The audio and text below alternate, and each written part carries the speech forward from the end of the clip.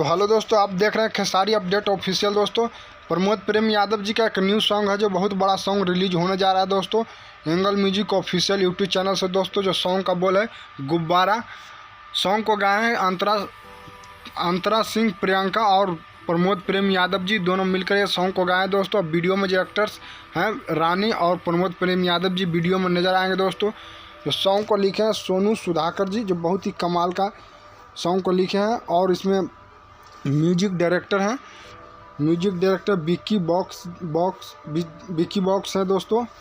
और बता दें डिजिटल पर इसमें ग्लोबल म्यूजिक जंक्शन है, जो प्रमोद प्रेम यादव जी की बहुत बड़ा सॉन्ग रिलीज होने जा रहा है गुब्बारा।